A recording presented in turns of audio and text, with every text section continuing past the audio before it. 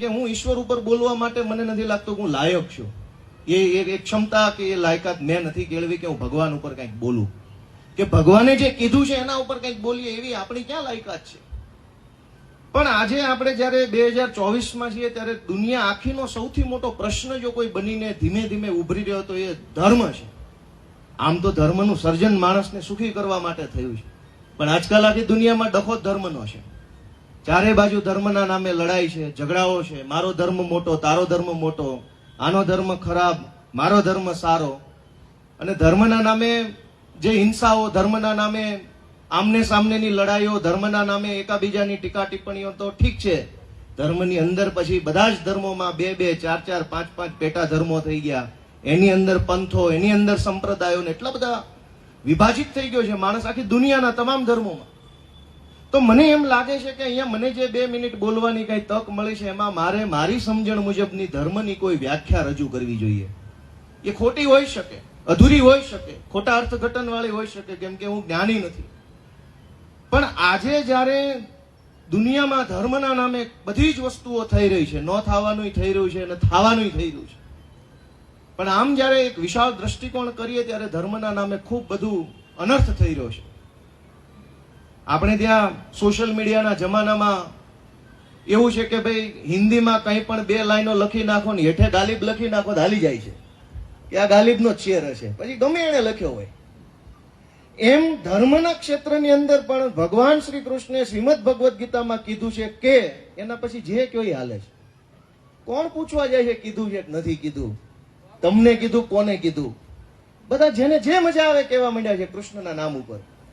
એટલે હવનું હાલે છે. હવે અમારી જેવા બોલે તો અમારું નથી હાલતું, એ અલગ વિષય છે. પણ ભગવાન શ્રી કૃષ્ણએ શ્રીમદ ભગવદ્ ગીતામાં કીધું છે કે પછીના વાક્યો સૌ પોતપોતાના સંપ્રદાયને, ધર્મને, પંથને, માન્યતાને, પોતપોતાની લોભ, લાલચ કે જે કાંઈ ભવિષ્યના આયોજનોને લાગુ પડે એવું બોલી અને પબ્લિકને અને બોલવા વાળાને બેયને મજા આવે એવી વ્યવસ્થા આપણે આગળ વધારી છે. તો મને એમ લાગે છે કે દુનિયાને જો સુખી કરવી હોય, જે સુખની તલાશમાં હજારો માણસો કોશિશ કરી રહ્યા છે ધર્મના માધ્યમથી, અધ્યાત્મના માધ્યમથી, સેવાના માધ્યમથી, એ હજારો માણસોને સુખી કરવા હોય તો ધર્મની વ્યાખ્યાને સમજવાની બધાએ કોશિશ કરવી પડશે. એટલે ધર્મની વ્યાખ્યા સમજતા પહેલા ભાઈએ મારો પરિચય આપતા પહેલા રણછોડભાઈએ શ્રીમદ ભગવદ્ ગીતાનો શ્લોક યાદ કરાવ્યો કે અભ્યુત્થાનમ ધર્મસ્ય તદાત્માનમ સુજામ્યમ. એટલે એમાં એ બધાને યાદ છે યદા યદા હિ ધર્મસ્ય ગ્લાનિર્ભવતિ ભારત, કે ભાઈ જ્યારે ધર્મને ગ્લાનિ થશે ત્યારે ભગવાન આવશે. અધર્મનો નાશ કરવા અને ધર્મનું સ્થાપન કરવા ભગવાન આવશે. પણ શ્રીમદ ભગવદ્ ગીતામાં ભગવાન શ્રી કૃષ્ણ આવું બોલ્યા, અર્જુનને આવું કીધું. એ વખતે તો દુનિયામાં બીજા કોઈ ધર્મ જ ક્યાં હતા કે ધર્મને નાશ થવાનો હતો. આજે કદાચ કોઈ રાજકારણી એમ કહીએ કે ધર્મ ખતરે મેં હે, જાગો મારા ભાઈઓ, ધર્મ ઉપર હુમલો થવાનો છે, મારા બધા હિન્દુઓ જાગો. એ તો આજે કહી શકાય. એ જમાનામાં તો સનાતન ધર્મ, ભગવાન શ્રી કૃષ્ણ પોતે હાજર હતા. ધર્મની ગ્લાનિ થાય એવા કોઈ સંજોગ હતા નહીં.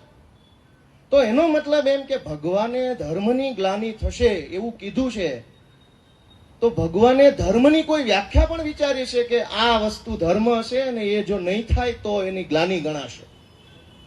એ સિવાય આમ તો ધર્મની વાત નીકળી છે તો અડધેથી એક વાત બધાને પૂછી લઉં કે ભાઈ આપણને કોઈને ખબર છે દુનિયાનો સૌથી મોટો ધર્મ કયો છે? અશોકભાઈ, ખ્યાલ છે? દુનિયાનો સૌથી મોટો ધર્મ કયો છે? ના. કયો ધર્મ છે? ના ભાઈ ના, ક્રિશ્ચન નથી, માનવ ધર્મ નથી. કયો મોટો ધર્મ છે દુનિયાનો સૌથી?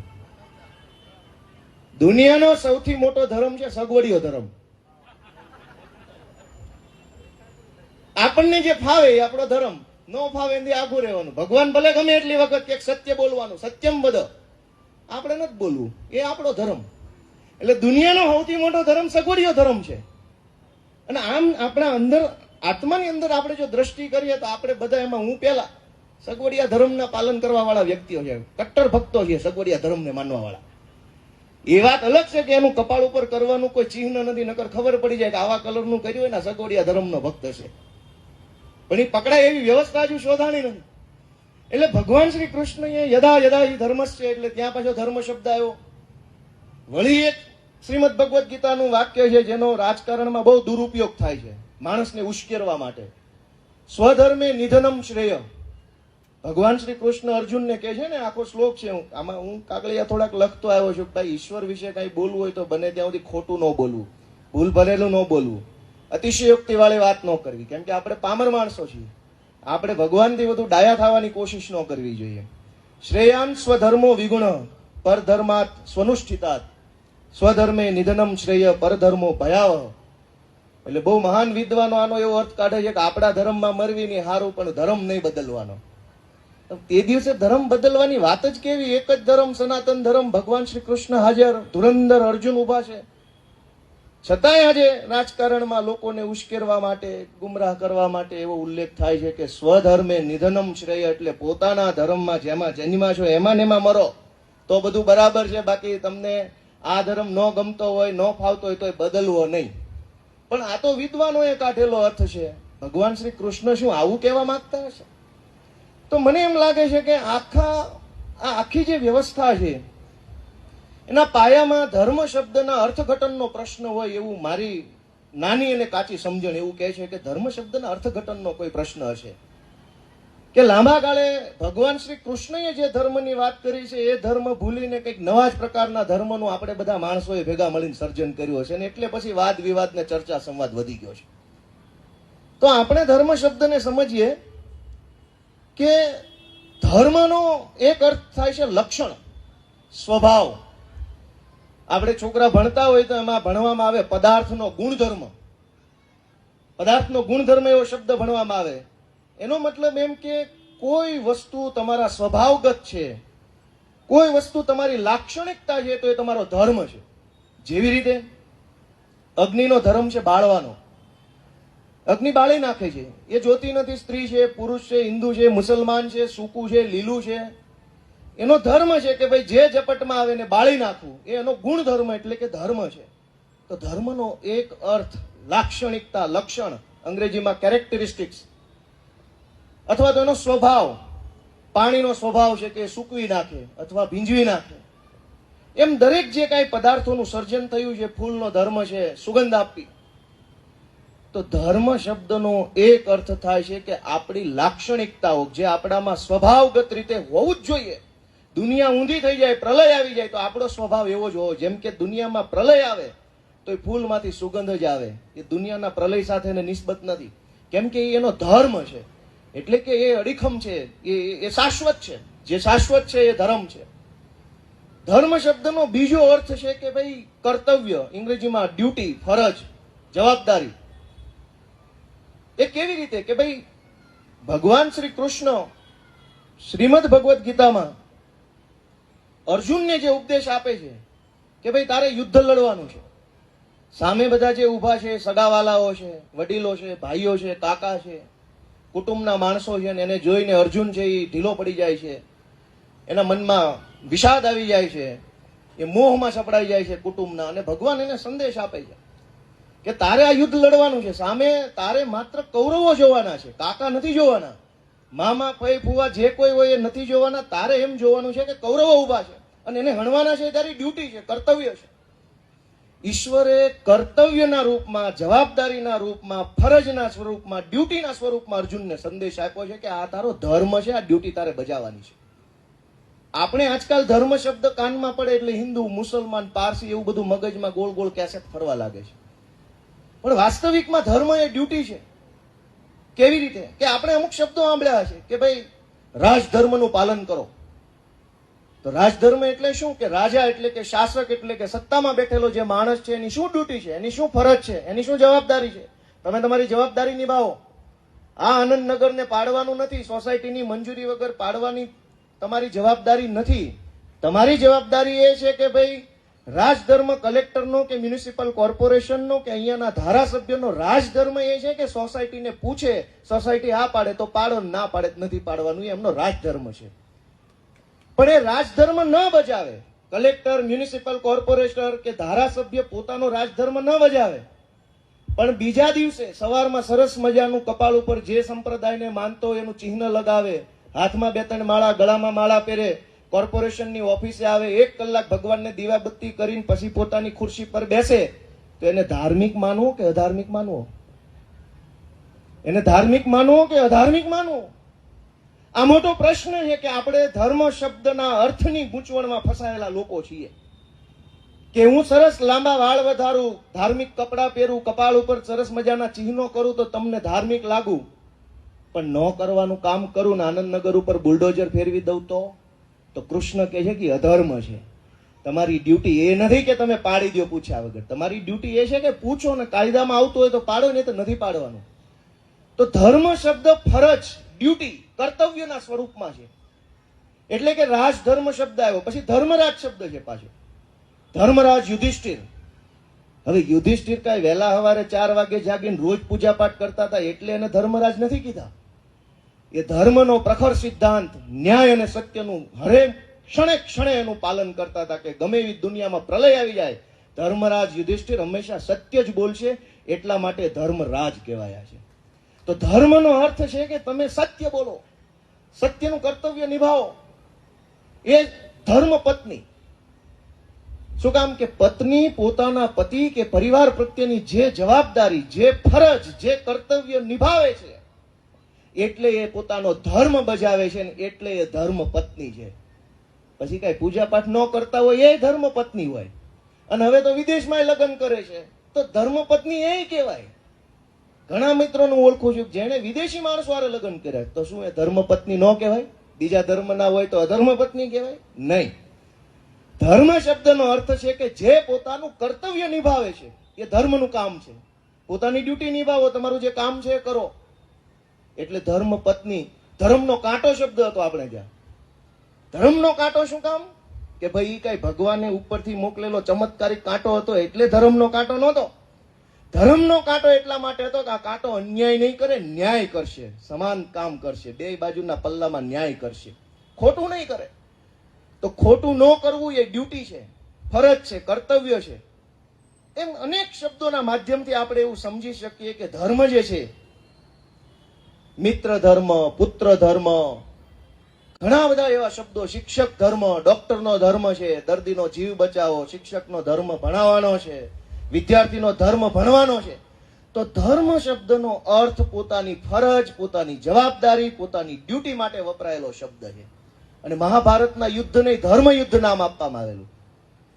ભાઈ પાંડવો અને કૌરવો બે એક જ સમાજના, એક જ ધર્મના માણસો હતા, તો પછી ધર્મ યુદ્ધ શેનું? ત્યાં ક્યાં હિન્દુત્વ ખતરે મેં હતું ને બચાવવા માટેનું યુદ્ધ હતું?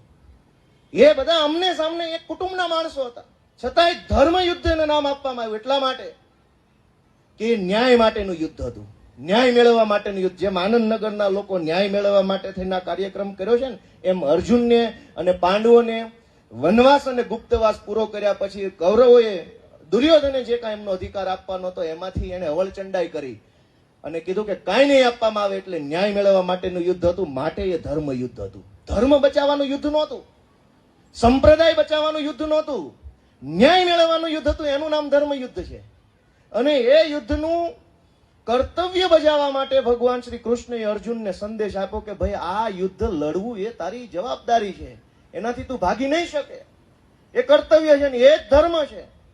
તો દોસ્તો મને એમ લાગે છે કે ધર્મના નામે આપણે ત્યાં બહુ મોટી ગેરસમજણ થઈ હોવી જોઈએ. અને એટલા માટે આપણે ભગવાનની શોધમાં, સુખની શોધમાં, સ્વર્ગની શોધમાં, સાચી શાંતિની શોધમાં આમથી આમ, આમથી આમ, આમથી આમ ભટકીએ છીએ, પણ મેળ પડતો નથી કોઈનો.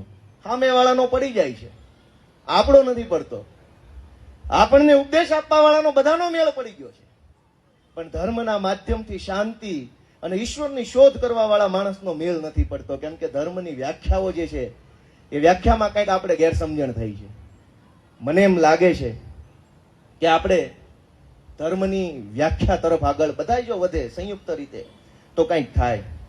મહાભારતની અંદર એક શ્લોક છે કે ધરતી ધારયતિ વા લોકમ ઇતિ ધર્મ. એટલે એમ કે લોકો જેને ધારણ કરે અથવા જે ધારણ કરવા યોગ્ય છે અથવા લોકો જેને ધારે છે એ ધર્મ છે, ધારણ કરી શકાય. પોતાનામાં જેને ઉતારી શકાય, પોતાની અંદર રોપી શકાય, પોતાના જીવનની અંદર વણી શકાય, એ જે વસ્તુ છે એ ધર્મ છે. તો બીજો પ્રશ્ન છે કે ધારણ કરવા યોગ્ય શું છે, શું ધારણ કરવું જોઈએ અથવા શું ધારણ કર્યું છે કેમ કે જે ધારણ કરીએ એ ધર્મ છે. તો ભગવાન શ્રી કૃષ્ણ આપણને એનો જવાબ આપે છે કે નીતિ ધારણ કરી શકાય, સત્ય ધારણ કરી શકાય, ન્યાય ધારણ કરી શકાય, સદાચાર ધારણ કરી શકાય, પરોપકાર ધારણ કરી શકાય, અનુકંપા ધારણ કરી શકાય. આ સદગુણોને ધારણ કરી શકાય અને જે આ સદગુણોને જીવનમાં ધારણ કરે છે એ ધર્મનું કામ કરે છે, એ ધાર્મિક વ્યક્તિ છે. હવે આપણી અંદર નીતિ, અનુકંપા કે સત્ય ન્યાય ન હોય છતાંય ધાર્મિક બનવું હોય તો આજકાલ વ્યવસ્થા કરી આપી છે આપણને. બધા સંપ્રદાયો, બધા પંથો, બધા ધર્મોએ વ્યવસ્થા કરી આપી છે કે ભાઈ કાંઈ ન કરવું હોય ને એમ નામ સગવડિયા ધર્મના માધ્યમથી લેટરલ એન્ટ્રી જેવું છે. હમણાં આવીને સાહેબ લેટરલ એન્ટ્રી છે ધર્મની અંદર. પાટલા વાવણેથી આવી જાઓ, 2 લાખનું બંડલ મૂકો એટલે રેડી. ક્યાંથી લાવે કોઈએ પૂછવાનું નથી. તો દોસ્તો, ધર્મની વ્યાખ્યા મનુસ્મૃતિની અંદર એક આપવામાં આવી છે. આમ મનુસ્મૃતિ જરાક વિવાદિત ગ્રંથ છે એટલે બહુ બોલાય નહીં જાહેરમાં, કેમ કે એની અંદર આજના સમય સાથે સુસંગત ન હોય, અપ્રાસંગિક હોય એવી ઘણી બાબતો લખવામાં આવી છે, મહિલાઓ વિશે, અલગ અલગ સમાજ વિશે. પણ હવે એ જમાનામાં જે હશે એ લખ્યું હશે, કેટલું માનવું અને કેટલું ન માનવું એ આપણી મૂંઢમતી ઉપર આધાર રાખે છે. પણ મનુસ્મૃતિની અંદર ધૃતિહિ ક્ષમા દમોસ્તેયમ શોચમિન્દ્રિય નિગ્રહ ધીર વિદ્યા સત્યમ ક્રોધો દશકમ ધર્મ લક્ષણમ. એટલે કે જેનામાં ધૈર્ય હોય, જેનામાં ક્ષમા હોય, સંયમ હોય, ચોરી ન કરતો હોય. હવે ચોરી એટલે એવું નહીં કે મોબાઈલ ચોર એને ચોર કહેવાય. વૃત્તિની ચોરી હોય. ઘણી વખત આપણા પેટમાં પાપ હોય ને એમાં આપણે મોબાઈલ ચોરવાની જરૂર નથી. તો જે ચોરી ન કરતો હોય, શૌચ એટલે કે અંદર અને બહારની, એટલે કે મન અને શરીરની સ્વચ્છતા, ઇન્દ્રિય નિગ્રહ એટલે કે તમામ ઇન્દ્રિયો ઈશ્વરે આપણને જે આપ્યા છે એને સંસારની માયામાં નહીં પરંતુ ભગવાનની ભક્તિમાં લગાડો, અને બુદ્ધિ, વિદ્યા પ્રાપ્ત કરવી, સત્ય અને ક્રોધ ન કરવો.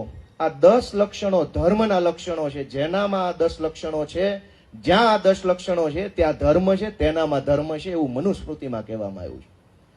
પણ આપણે, હું જયારે આ બોલું છું ત્યારે વિચારતા રહેવાનું કે આપણી પાસે શું છે ને આ લખેલું શું છે અને કોણ છેતરી ગયું. તો પછી લખેલું તો આજે હું વાંચું છું, કેમ કે મારે જયારે અહીંયા બોલવાનું હતું તો મેં વિચાર્યું કે બધા આમંત્રણ પત્રિકા પહેલા મળી ગયેલી, એમાં બધાના ફોટા જોયા તો મેં ઓલા અર્જુન જેવી પરિસ્થિતિ થઈ ગઈ કે આટલા મોટા મોટા વ્યક્તિ વચ્ચે મારું નામ કોને આપ્યું છે આ લોકોને.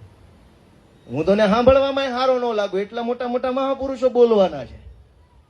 છતાંય મને કીધું છે તો હવે જેવી તેવી વાત લઈને, જેવો તેવો વિચાર લઈને, ગમે તેવું મન ફાવે તેવું 10 મિનિટ કાપવાના ઉદ્દેશ સાથે ન જવું જોઈએ. એટલે વિનોબા ભાવે, મહાત્મા ગાંધી, મનુભાઈ પંચોળી, એમણે જે કાંઈ પણ, નગીનદાસ સંઘવી, એમણે જે વક્તવ્યો આપ્યા છે, એમણે જે પુસ્તકો લખ્યા છે, એમણે જે કાંઈ પણ મહાભારત અને ગીતા ઉપર એમનું સમજ મૂકી છે એનો મેં ટૂંકમાં વાંચવાનો છેલ્લા 10 દિવસ કોશિશ કરી. એમાંથી મને જે કાંઈ એમ લાગે કે ઉઠાવી લેવા જેવું છે એ ઉઠાવીને લાવ્યો. આમાં ઘરનું કાંઈ છે નહીં, કેમ કે મારી એવી કોઈ સમજ નથી કે મારો એવો અનુભવ નથી, મારી એવી ઉંમર નથી કે આપણે તો પામર માણસ, આપણે શું કરી શકીએ. અને અમે તો પાછા, હું રાજકારણમાં, એટલે આપણને એનાથી સારું બીજું અમથું ન ફાવે. રાજકારણનું હેલામ હેલું કામ છે કે સામે વાળાનું બધું ખરાબ છે ને અમારું બધું સારું છે. એ હેલું કામ છે. અને હવે આ અઘરું કામ માટે માઇક પકડાઈ દીધું અશોકભાઈએ. પણ અહીંયા ધર્મની બાબતમાં એક મારો બીજો મત છે કે આમ ધાર્મિક બાબતો ઉપર બોલવું એટલે દુનિયાનું સૌથી હેલામ હેલું કામ, અને સૌથી અઘરામ અઘરું પાછું એ જ છે. હેલું એટલા માટે ભગવાન શ્રી કૃષ્ણે કીધું છે કે કઈ જે ભાવે આંખો કોણ તમને પૂછવાનું છે કીધું છે કે નથી કીધું. અઘરું એટલા માટે છે કે જો તમે ચિંતન કરીને, મનન કરીને, સત્ય સાથે તમે વાસ્તવિક વાત કરો ને તો ધોકાય ઉડે કે આવું તમે ન સાંભળ્યું, તું ક્યાંથી લાવ્યો. હાવ સાચું કયો તો ધર્મ વિરોધીમાં ખપાઈ દેવામાં આવે કે આ નવો આવ્યો લાગે છે. એટલે આમ અઘરું ને આમ હેલું કામ છે. પહેલી વાર હાથમાં આવ્યું છે એટલે કઈક ભૂલચૂક થાય તો બધા વડીલો મને માફ કરજો ને સુધરવાનો એક મોકો આપજો પાછા. પણ હું મારી જે કઈ સમજણ છે એ કહું છું, અને એટલા માટે હું લખીને લાવ્યો કે ભાઈ બોલવામાં ક્યાંય આપણાથી ભૂલ ન પડી જવી જોઈએ. પણ આમ આપણે, મેં કીધું એમ કે દુનિયાનો સૌથી મોટો સગવડિયો ધર્મ છે. આપણે ત્યાં વર્ણ વ્યવસ્થા ને લોકો આજે મગજમાં લઈને ફરે છે, બ્રાહ્મણ, ક્ષત્રિય, વૈશ્ય, શૂદ્ર, ને બધાને એ ભૂત છેલ્લા 5000 વર્ષથી ઉતરતું નથી. બધા એવી કોશિશ કરે છે કે હું બીજા કરતા મહાન છું, બીજા કરતા ચડિયાતા જ્ઞાતિમાં જન્મેલો છું, અને બધા એ કોશિશમાં છે નીચે કોઈને રહેવું નથી ને છતાંય પાછા બધા નીચે છે. અને જ્યારે આપણે પૂછીએ કે આ બધું સારું નથી, 21મી સદી છે, 2024નું વર્ષ છે, આ બધું હવે આપણે જરાક આગળ વધીએ, સાથે મળીને જઈએ, તો કે નહીં ભાઈ, વર્ણાશ્રમ વ્યવસ્થા તો ઈશ્વરે, ભગવાન શ્રી કૃષ્ણે શ્રીમદ ભગવદ્ ગીતામાં બતાવેલું છે, આ કઈ થોડું આજકાલનું છે રણછોડભાઈ. પણ તો એ તો આપણા શાસ્ત્રોમાં ને વેદોમાં તો 4 આશ્રમય કીધેલા છે, બ્રહ્મચર્યાશ્રમ ને ગૃહસ્થાશ્રમ ને વાનપ્રસ્થાશ્રમ ને સંન્યાસ આશ્રમ. તો જાઓ ને જંગલમાં 50 વર્ષ પછી, બધું ભગવાન કેમ જ કરતા હોય તો. 4 આશ્રમની વ્યવસ્થા આજ ઈશ્વરે, આજ ધર્મ ને આજ આ પરંપરાએ શાસ્ત્રોથી આપણને આપી છે. પણ જે સગવડિયું છે, જે માનવામાં મજા આવે છે કે હું બીજા કરતા ઊંચો, એમાં મજા આવે તો એ માનવું છે. ઈશ્વરે કીધું છે કે પહેલા 25 વર્ષ બ્રહ્મચર્યાશ્રમ, એટલે કે તમારે તમારી ભણતર ગણતરમાં ધ્યાન આપવાનું. 25 વર્ષ સુધી તમે ભણો ગણો, તૈયાર થઈ જાઓ, કેળવાઈ જાઓ, પછી તમારે ગૃહસ્થાશ્રમમાં આવવાનું છે. સંપત્તિનું અને સંતતિનું ઓલું કરવાનું છે, સર્જન કરવાનું છે, અને દુનિયાના ક્રમને આગળ વધારવાનો છે. અને પછી બીજા 24 વર્ષ પૂરા થાય એટલે તમારે વાનપ્રસ્થાશ્રમ તરફ પ્રયાણ કરવાનું. પણ કોણ માને? કેમ કે એ સગવડિયા ધર્મમાં નથી આવતું. એટલે મને એમ લાગે છે કે આપણે બધાએ ધર્મની જે વ્યાખ્યા આપણને વર્ષો સુધી સમજાવવામાં આવી રહી છે, જે સમજાવતું, અને બધા ધર્મની વાત છે એવું નહીં, દુનિયાના તમામ ધર્મોમાં આ ગેરસમજણ છે. અને એટલા માટે આ ગેરસમજણ હોવાના કારણે ધર્મના નામે લડાઈ થાય છે. નહીંતર આજ તમે જુઓ કે ભગવાન શ્રી કૃષ્ણએ એવું કીધું છે કે ભાઈ, યદા યદા હિ ધર્મસ્ય ગ્લાનિર્ભવતિ ભારત અભ્યુત્થાનમ અધર્મસ્ય. એણે એમ નથી કીધું કે અભ્યુત્થાનમ વિધર્મસ્ય. વિધર્મીની કોઈ ટેન્શન નથી. આજ રાજકારણમાં બધા કહે છે કે પાકિસ્તાનથી માણસો આવશે, હુમલા થઈ જશે, દેશ બરબાદ થઈ જશે, હિન્દુ ખતરે મેં હે, આમ બીવડાવે છે. પણ ભગવાન શ્રી કૃષ્ણે નથી કીધું કે વિધર્મી આવશે અને અધર્મને ગ્લાની થઈ જશે. ભગવાને એમ કીધું છે કે અધર્મ થશે તો ધર્મને ગ્લાની થશે. અધર્મનો નાશ કરવા ભગવાન આવવાના છે, વિધર્મનો નહીં. તો ધર્મ, અધર્મ, વિધર્મ, આની ગૂંચવણમાં આપણને કોણ નાખી ગયું? અને આ ગૂંચવણમાંથી બહાર નહીં નીકળીએ તો ઈશ્વર કે સુખ કે મોક્ષ કે કોઈ કાંઈ વસ્તુ કોઈને મળવાની નથી લેણા સિવાય. આપણને ઈશ્વર એમ કીધું છે કે અધર્મનો નાશ કરવા ઈશ્વર આવવાના છે. તો અધર્મ એટલે હું? તો એની વ્યાખ્યા ધર્મથી જાણવી પડે. ધર્મ એટલે નીતિ, ધર્મ એટલે કર્તવ્ય, ધર્મ એટલે મારી ડ્યુટી, મારી ફરજ. જો હું મારી ફરજ નથી નિભાવતો, જો આપણે બધા આપણી ફરજ નથી નિભાવતા, તો આપણે અધર્મનું કામ કરીએ છીએ. જો આપણે ન્યાય માટે કામ નથી કરતા તો આપણે અધર્મ કરીએ છીએ. જો આપણે સદાચાર નથી કરતા તો આપણે અધર્મ કરીએ છીએ.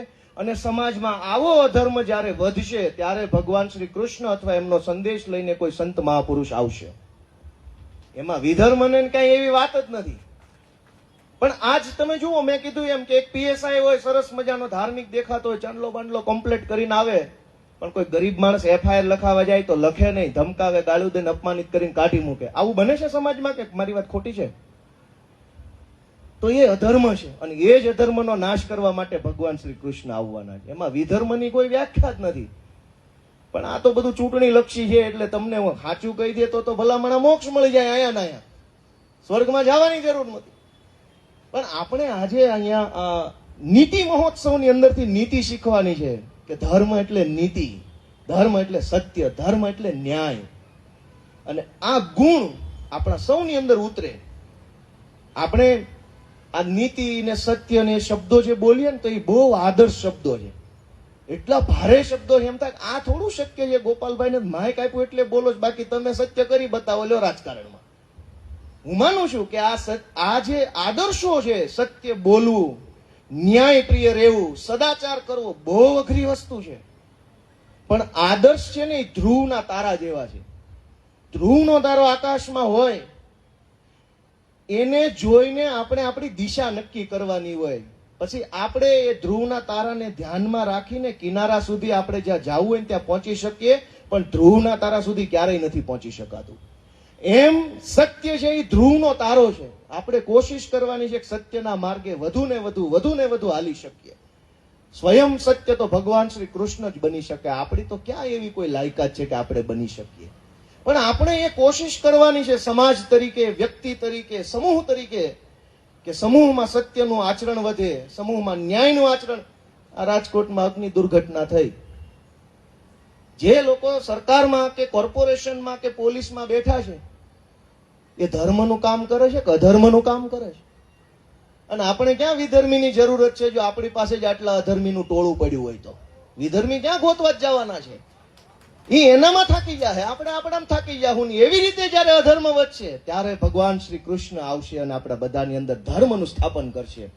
ધર્મનું સ્થાપન એટલે હું? બધાને માળા પહેરાવી દેશે? બધાને કઈ દીક્ષા આપશે? નહીં. ધર્મનું સ્થાપન એટલે નીતિનું સ્થાપન કરશે, ન્યાયનું સ્થાપન કરશે, સમાજની અંદર સદગુણનું સ્થાપન કરશે.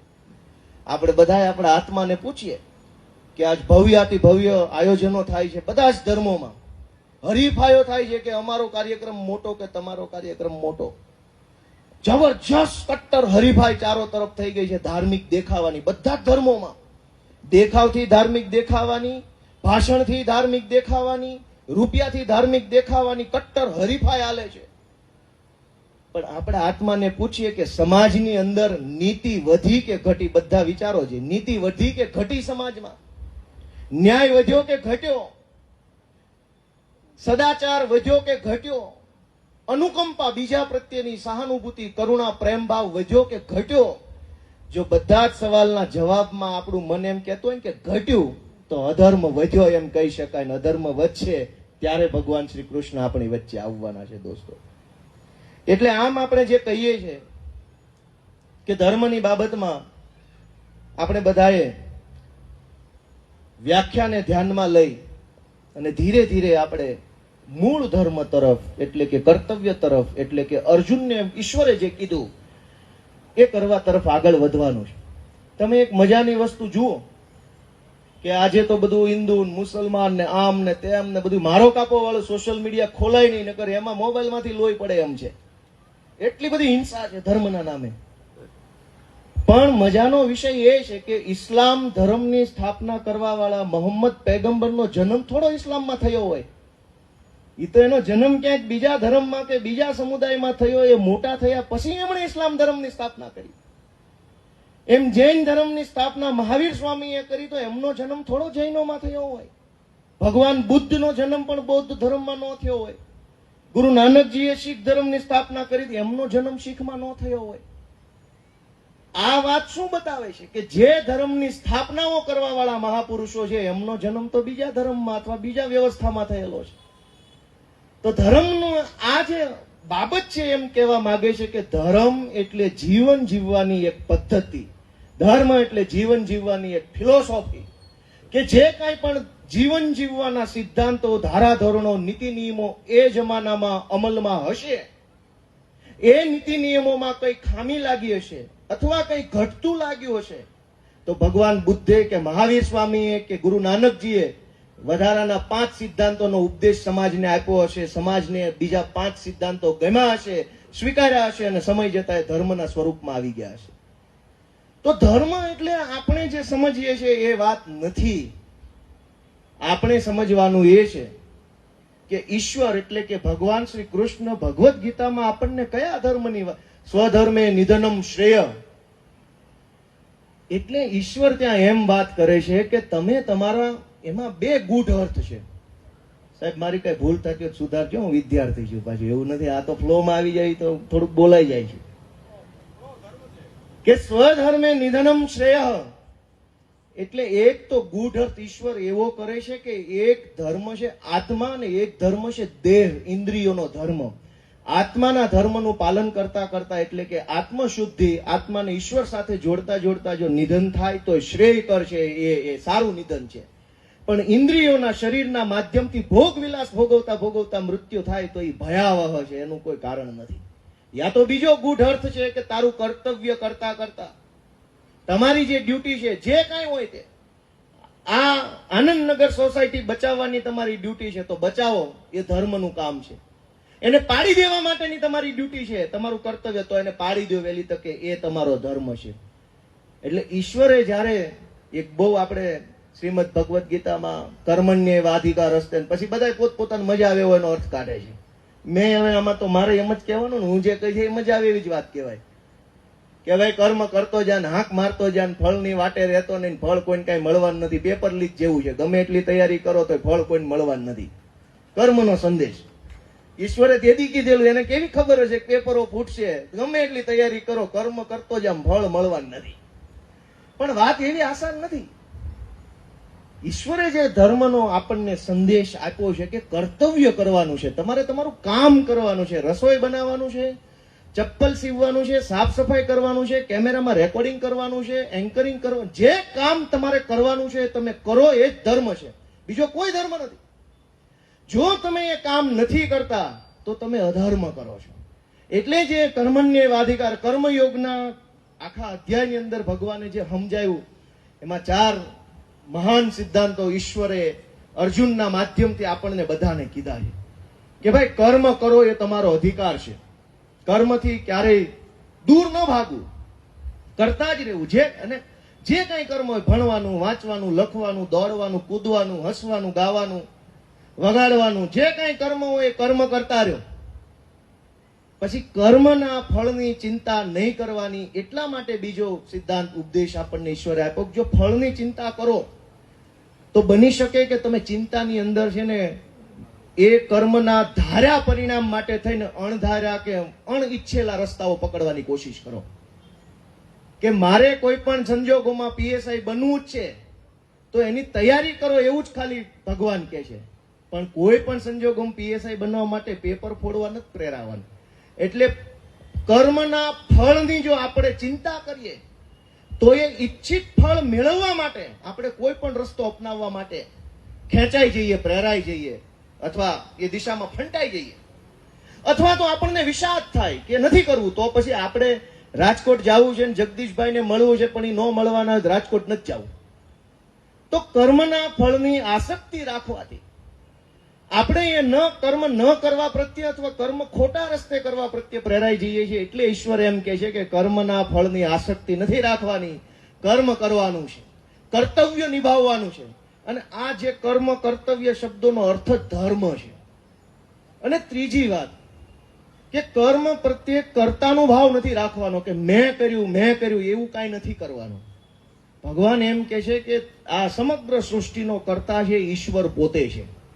તમે જે કંઈ કરો છો એ મારા માધ્યમથી, મારી આપેલી શક્તિથી, મારી આજ્ઞાથી, મારા કહેવાથી તમે કંઈક કરો છો. એટલે કર્મ મેં કર્યું એવું નથી કરવાનું. અને એમાં ભગવાનનો બીજો એક એંગલ છે કે તમે જે કર્મ કરો છો એ કર્મની સફળતા કે એ કર્મનું પરિણામ માત્ર તમારા કર્મ ઉપર આધાર નથી રાખતું. એમાં બાહ્ય પરિબળો ધ્યાનમાં આવે છે. સાથી મિત્રો કોણ હતા, પરિબળો કેવા હતા, વાતાવરણ કેવું હતું, માધ્યમો કેવા હતા. આ આનંદનગર સોસાયટી પાડવાની કોશિશ થઈ ગઈ અને આજે નથી પડી તો એ માત્ર અશોકભાઈ એમ ન કહી શકે કે મેં કર્યું. એટલે કવિએ કીધું મેં કર્યું એ જ અજ્ઞાનતા, શકટનો ભાર્યમ સ્વાંતાણે. આ મેં નથી કર્યું, લોકોનો સપોર્ટ મળ્યો, છાપાવાળાએ છાપામાં છાપ્યું, અધિકારીને થોડીક બીક લાગી, બધું ભેગું થયું. બિલ્ડરને એમ થયું કે આમાં કઈ વકરો વધશે નહીં, ગાંઠનું ગોપીચંદન ઘસાઈ જાય આનંદનગર બનાવવામાં. એટલે બધા ભેગા થયા, ત્યારે આ પ્રોજેક્ટને અટકાવી શકાયો. એટલે ભગવાન એમ કહે છે કે કર્મની અંદર કર્તૃત્વ ભાવ કે મેં કર્યું એવું નથી રાખવાનું, સૌએ કર્યું અથવા ઈશ્વરે મને કરાવડાવ્યું. જેમ એમ એક ચીપિયો હોય, આમ ચીપિયાથી આપણે ગરમ ગરમ તપેલી પકડીએ, ચીપિયો એમ કે મેં તપેલી પકડી, કેવો લાગે? એ તો આપણે હાથ અડાડ્યો એટલે ચીપિયાએ તપેલી પકડી. પણ આપણે હાથ ક્યારે અડાડ્યો કે કોઈ ચેતન તત્વએ આપણામાં એ શક્તિ આપી કે તું ચીપિયો પકડને લે. એમ ઈશ્વર આપણી પાસે કંઈક કરાવવા માંગે છે અને એ કામ કરવું એ જ આપણો ધર્મ છે. પછી બાકી ધર્મની જે કાંઈ અત્યારે યુટ્યુબમાં વ્યાખ્યાનો આવતા હોય, ભગવાન હવને રાજી રાખે. પણ મને ધર્મની જે કાંઈ વ્યાખ્યા સમજાણી છે, જે કાંઈ મારા અનુભવમાં વાત આવી છે એ મેં અત્યારે જે કીધી એ છે. અને ચોથી વાત કર્મના સંદર્ભમાં, એક કે કર્મ કરવો એ આપણો અધિકાર છે, આપણી ફરજ છે. કર્મની અંદર કર્મના ફળની આસક્તિ ન રાખવી.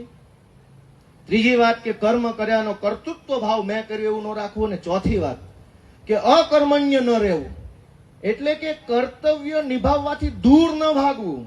કર્તવ્ય છોડી, જેમ અર્જુનને હતું કે નથી લડવું ભાઈ, આ મેં હથિયારો મૂક્યા ને હું પડી ગયો, મારાથી નહીં લડાય, આ તો બધા મારા સગાવાલાઓ છે, હું આની સામે કેવી રીતે લડીશ. અને આમની સામે હું કદાચ લડીશ ને જીતી જાશ તો શું? અને એ પછી એના લાંબા લાંબા બુદ્ધિજન્ય કારણો અર્જુન ભગવાનને આપે છે. ભગવાને સાંભળ્યા શાંતિથી. અર્જુનને એમ થયું કે હવે મારે કર્મ નથી કરવું. ભગવાન એની ના પાડે છે કે કર્મથી દૂર ભાગવું જોઈએ નહીં. કર્મ તો કરવાનું જ છે. ઘણી વાર નથી ઘણા એમ થતું નથી મજા આવતી, ઘર મૂકીને ભાગી ગયા. તો ભાગીને ક્યાં જશો? કર્મ, કેમ કે ઈશ્વરે તો એમ કીધું કે શ્વાસ લ્યો એ કર્મ છે ને શ્વાસ બહાર કાઢો એ કર્મ છે.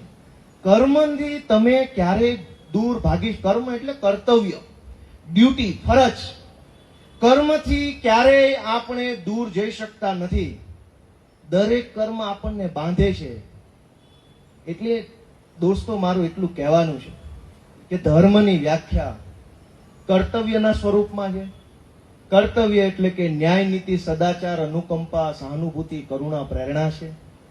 જે જગ્યાએ ન્યાય, નીતિ કે કરુણા હશે ત્યાં ઈશ્વર હશે. અને જેમ શ્રીમદ ભગવદ્ ગીતામાં કીધું છે કે જ્યાં કૃષ્ણ હશે, જ્યાં ધર્મ હશે ત્યાં હંમેશા વિજય હશે. અંતિમ શ્લોકની અંદર એવું કહેવાયું છે. દોસ્તો આપણે બધાએ આજે મેં વાત કરી કે ભાઈ આપણે બધા આટલું બધું ધર્મ માટે શ્રદ્ધાના માધ્યમથી અનેક પ્રકારના ધર્મ, એટલે બધા ધર્મની વાત છે. આમાં નહીતર છે ને 2 મિનિટનો કટકો કોક કાપીને પાછો મને કાલ હોળીએ ચડાવશે કે આ રાજકોટમાં જઈને આવું બોલ્યા. અને આ 2 મિનિટ વાળાનો બહુ ત્રાસ છે. કઈ બોલ્યું નથી થતું. આપણને એમ થાય કેવું છે કઈક 2 મહત્વની વાત, તો નથી બોલાતું. 2 મિનિટનો કટકો કાપીને બધા બહેનો વોટ્સએપમાં નાખી દે. નથી કોઈ આગળ જોતું, નથી કોઈ પાછળ જોતું, નથી એમ એ હાલે જ આવવા દો, જેમ હાલતે એમ હાલે છે. એટલે મારે એવું કેવું છે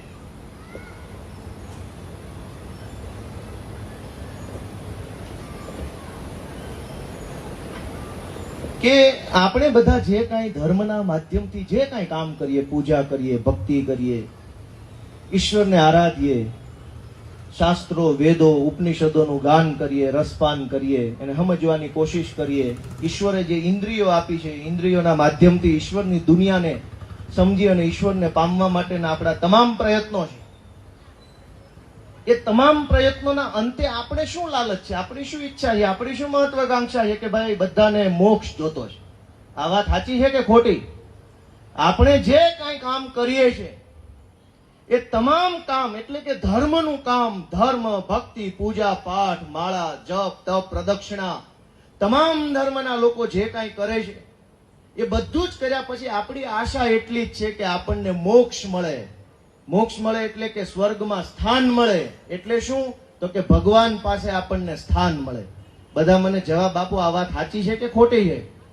આપણી બધાની ઈચ્છા શું છે કે ભાઈ ઈશ્વર પાસે આપણને સ્થાન મળે, સ્વર્ગમાં મોક્ષ હશે કે નહીં હોય એવી કોઈ ચર્ચા જ નથી કરવી, હશે જ. આપણી ઈચ્છા એ છે કે ઈશ્વર પાસે આપણને જગ્યા મળે, મર્યા પછી મોક્ષ મળે.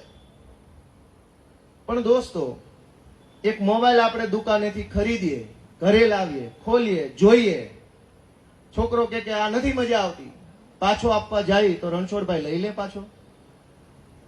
ન લે. આપણે એક પેન્ટ લાવીએ રેડીમેડ, ઘરે લાવીએ, પહેરીએ, એમાં ઓલું સ્ટીકર અહીં કમરે આવે તૂટી ગયું, પછી એમ કેવી કે આ પેન્ટ મોટું છે, નાનું છે, હાવ પાછું આપી દેવું, પૈસા પાછા આપો. તો એ દુકાન વાળો પાછું લઈ લે કે ન લઈ લે? કયો જી, લઈ લે કે ન લઈ લે? કોઈ ખાવા પીવાની વસ્તુ લાવ્યા, ઘરે લાવ્યા, ખોલી, જોયું, ચાખ્યું, નો મજા આવી, પાછું આપવું, લઈ લેશે કે નહીં લઈ લે?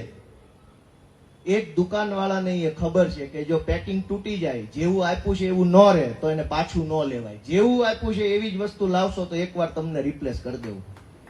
એમ ઈશ્વરે આપણને આ દુનિયામાં જેવા મોકલ્યા છે એવા પાછા નહીં જઈએ તો કોઈ ઈશ્વર કોઈ સ્વર્ગ વર્ગમાં આપણને સ્થાન નથી આપવાનો.